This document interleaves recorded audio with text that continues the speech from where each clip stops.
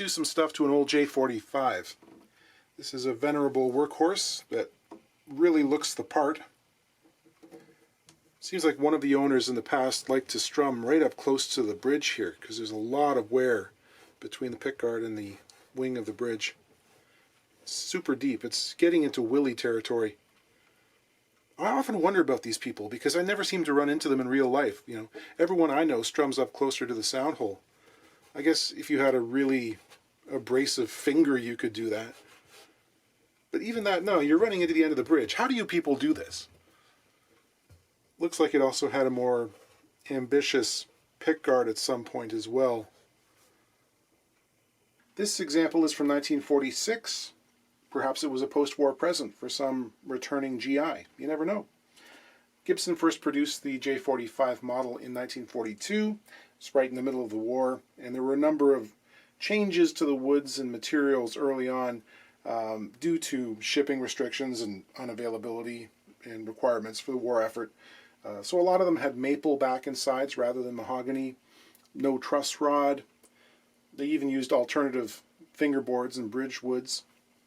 For a couple of years there, they had that famous little decal on the headstock that states, "Only a Gibson is good enough." It was in the shape of a little banner, so we call those banner guitars. But by 1945, 1946, they were back pretty close to original spec. This one has the mahogany back and sides. There is one obvious change here, which could be classified as regrettable, depending on how anal retentive you are about the appearance of these old guitars, and that is this bridge. At some point in the past, it was swapped for this ebony Martin-like shape. In this era, the mid-40s, it would have had a straight, non-bellied bridge.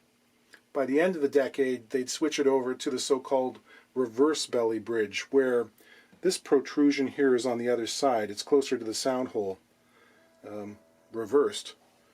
So, you know, it's true that the straight bridges sometimes didn't, deal with the tension all that well, and they'd come up. Sometimes there's top damage that goes along with that. It's tempting to want to smack the person who chose to put this on here, but you have to remember that these weren't always prized for anything beyond their sound. For decades here, they didn't have the fetishistic kind of allure that they do now. People just wanted to fix their guitar so they could keep playing. Bring it into a music store in 1972, the guy has one of these bridges. You don't want to pay him an extra $50 to make a whole new bridge, so you just have him put this one on, and it functions. It's true that screwing it directly to the soundboard is never a great idea, but, what are you going to do? I see some holes here through the rosette and the pickguard, suggesting it once had a de-Armand style pickup. It's time for a neck reset, but this guy has a bridge doctor installed in there. And I think our first order of business is to release the tension on that thing and see what happens. As we've discussed before, these bridge doctors are primarily for straightening out a warped top. There can be secondary benefits involving the action, but some people put those in there expecting them to do wonders when they're trying to lower the strings, and there isn't much for them to do, so let's see what happens if we take it out. The action height is around 9/64 on the bass and just over 8 on the treble. The tuners have been replaced with a Golden Age set in relict nickel. That would have been relatively recent. I'll get in there with a hex key and release the bridge doctor. And I'll let it sit for an hour or two just to see what happens. Perhaps surprisingly, there was virtually no change in the action. But did it ever develop a hump? This is massive. Now, I had a look on the inside. The braces are all intact. The bridge pad is original, and it's in the correct place, and it's the right size. So, got to think about this for a minute. What to do? Are there ways of reducing such a dramatic bulge? Sometimes, yes. Traditionally, and I'm talking like the 1980s and 90s here, the thing to do would be to remove the bridge pad from underneath it, clamp the soundboard flat with a couple of big cauls inside and out, leave it for a while, and then install a larger bridge plate to try and hold it down. That's something I might still try if this was made in the 1960s and had one of those wimpy plywood bridge plates they were using at that time. But this is a 1940s example. And although it's not a collector's grade guitar, people get touchy if you remove original parts. The collectors tell us not to do that anymore. Given the amount of bulge I see here, I don't know how successful or long-lasting that operation would even be unless we also change the braces as well. And I'm not prepared to do that. So I am going to be making a new bridge out of rosewood.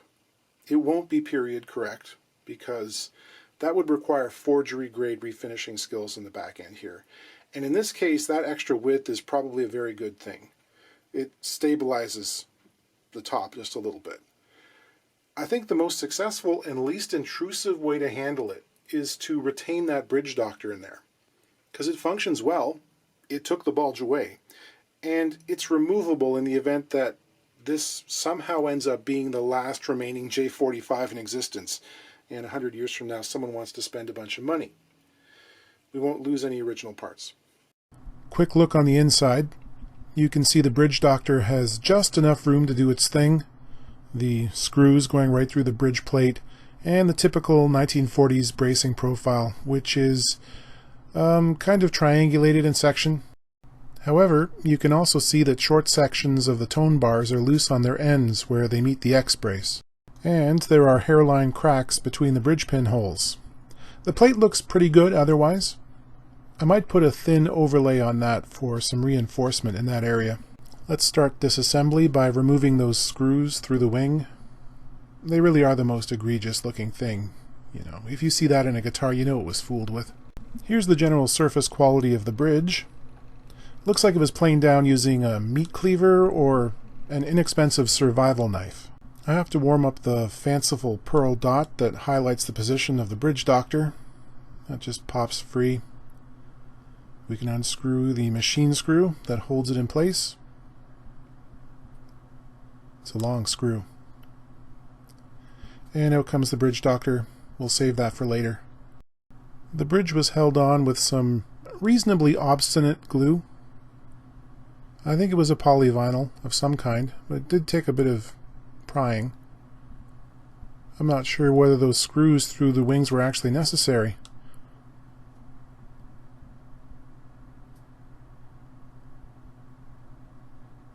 There it goes.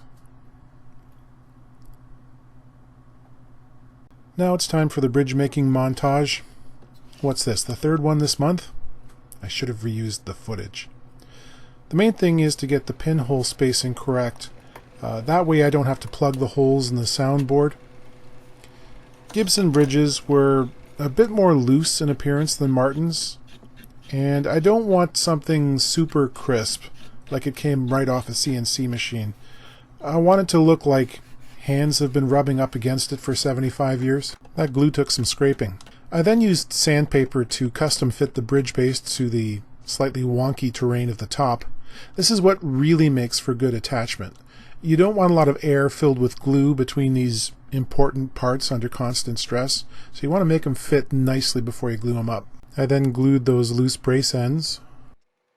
I'll pull the 15th fret after giving it some heat.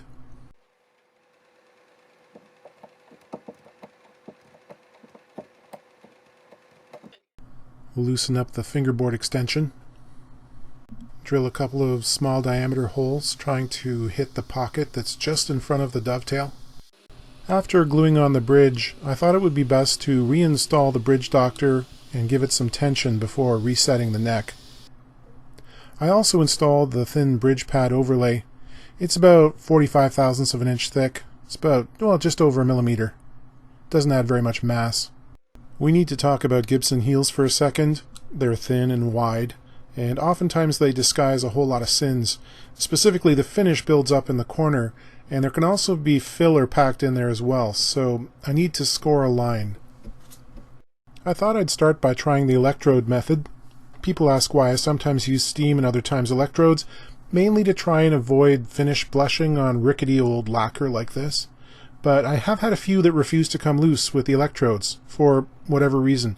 It works great for the awful white glue they use in the 60s and 70s, but sometimes I can't seem to get the whole joint hot enough with hide glue. This is one of those cases. It wouldn't budge, so on with the steam. This is why we don't like the steam. You have to be careful. I try and keep the condensation from pooling on the surface, but you can't rub the lacquer too hard, and it is going to blush. It was really snug at the bottom of the dovetail, but it came off in one piece. It's a good thing. Blushing is the white, milky looking stuff that happens when water molecules infiltrate the lacquer. Most of it will disappear if you leave it overnight, but sometimes not all. And the way I get rid of it is to use pure ethanol and lightly pad over the surface, as if I was French polishing. Alcohol strongly attracts water, and it draws it up and out of the surface. You have to be careful, especially if the finish is shellac, because you could easily strip it all off. Rather than the perloid dot, I decided to make a wood plug to better disguise the existence of the bridge doctor. Just glued in there. Have a tiny little 1/4-inch plug cutter, which is perfect for this kind of thing. Then of course I pared off the excess and sanded it. Yes, you need to have a sharp chisel. Quick coat of Danish oil here. That is reasonably invisible unless you're 6 inches away. But it is findable if future me or some other wacky luthier wants to take it out again. Clean up the dovetail parts. I'll do a little bit of undercutting. Not extreme this time, as I don't need to pull it back very far. And then of course it's time to pull the sandpaper. While I was doing this, I noticed something. The far end of the heel is really not contacting the edge of the body very much there. This is one of the things about Gibson heels. That thin, wide shape often likes to warp, especially after it's been hit with all that steam. And the dovetail is rather short in relation to the overall length of the heel. So the end there you can see is unsupported. Practically speaking, it's almost impossible to straighten this due to the nature of short end grain, but more about this later. I did the straight edge test on the frets, and you see it's just slightly above the top surface of the bridge. And before I glue the neck back on, I make sure to check the run of the strings using some dental floss here, which I stretch between the bridge and the nut. So I think Gibson counted on gluing the far end of the heel to the body to control warpage due to that short dovetail. They roughed up the binding to accept the glue there. And you can see the dark oxidized corners on this heel suggest they may never have actually contacted the edges of the body. I've been removing material in the center of the run. This is where all the action's going on. To get a good snug fit all along the tail, I need to build it out slightly with some mahogany veneer, slightly oversized, and then scrape and sand it to fit. When it's ready, I'll glue it on, just applying glue to the dovetail and disregarding the end of the heel for now. I'll come back after it's dry with a carefully placed ratchet clamp and pull that into contact and glue it. There's been some unrefined fret dressing, which I want to take care of. The tops are very square and flat, so I'll recrown these.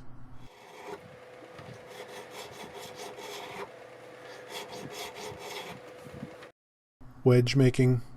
Old Gibsons have an interesting slope to the upper bout, like they preloaded the fingerboard angle into it, so the wedges often don't need to taper as much as they do in some of the other guitars.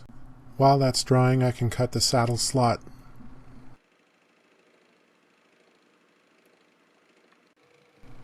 Here I'm reaming out the bridge pin holes. All this stuff takes a certain amount of time. You sort of forget how long it takes. I'll make a saddle. Saddle making becomes so much easier and more accurate when you start using a caliper. You start to realize that there are different degrees of precision, and what 1/10 of a millimeter or 1/1000th of an inch can actually do for the fit. You start sneaking up on things in tiny little increments in ways that you didn't realize were possible. Here's another shot I drag out at least once a month. It's just a radius sanding block with sandpaper stuck to it, and I sand the radius into the top of the saddle.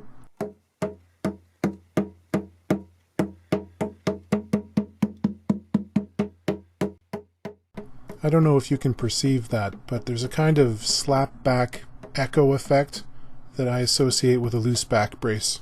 And there it is. It's on the first brace, which is kind of nice because it's easier to reach. I do my best to work neatly. Got some tape on either side of the brace. To provide pressure, I use a springy stick with cork on it. This supports the brace and back against the force of an adjustable prop. There have been some attempts made at shoring up the edge of the sound hole, which has a couple of little cracks in it. And the rosette ring is loose as well. I'll pare away some of the previous cleating and make a new support and glue things up at the same time. Removing a fret often pulls some of the radius out, so I need to bend it a touch before reinstalling it. Hammer that in and put a little glue in there as well to keep it seated. And there's almost always a little dressing to do at that point around the body joint. I brushed on some shellac on the wedge to seal and darken it. And what do you know, the heel sat down obediently again. Looks pretty good. And another one in the books. These are long, stressful jobs, and it's really nice when you finally get them strung up. It's good to let them sit for a day or two, as there's usually a bit of settling that occurs and some adjustment needed in the setup. And there's also a period where they kind of get their feet under them and the sound blossoms, almost like re-breaking them in. But let me tell you, 10 minutes after stringing this one up, it's already a cannon and it sounds great. They really do earn the reputation.